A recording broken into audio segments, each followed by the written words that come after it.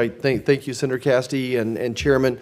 Certainly agree with everybody here that child care is a significant problem.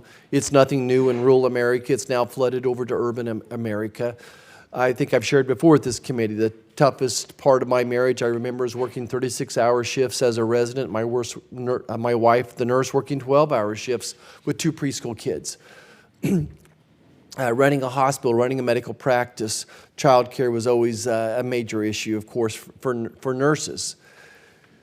We've did a big round table at Kansas State University 3 or 4 years ago trying to bring in the best minds and what we could do and not do.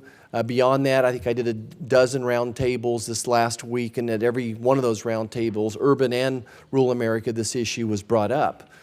I think what's interesting is each community has their own way to solve it, and it's so hard for me to sit here and say this is one size that's going to work for everybody. And even just hearing everybody's ideas up here, it's next to impossible to figure out what would work best. Probably the best solution I've seen is Salina, Kansas took their YMCA and did a co-op there. So they had an underutilized resource during the day, and different businesses we're going to pay for a share, like 5 spots, 7 spots, 10 spots, whether they used them or not. So when you're running this co-op, you would at least have a fixed income. So that was a very unique idea.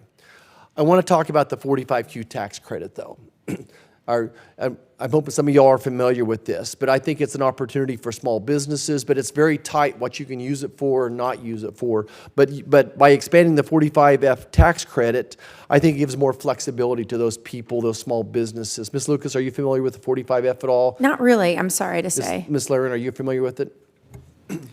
Yeah, GAO looked at use of the child care tax credit by employers a few years ago, and we found the take-up rate was very low.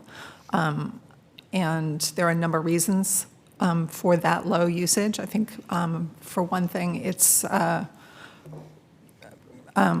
employers aren't really aware of the tax credit. Right. And it remains very expensive to provide child care to employees. But it is an option that's available to employers that is underutilized at this time. What would you do to expand it to make it more user-friendly? Any thoughts? You know, we didn't make any recommendations around that. When we did the work, we were really looking at the use of the credit and challenges to using it. Right. Anybody else on the panel familiar with 45F? Okay. All right. Thank you. I yield back.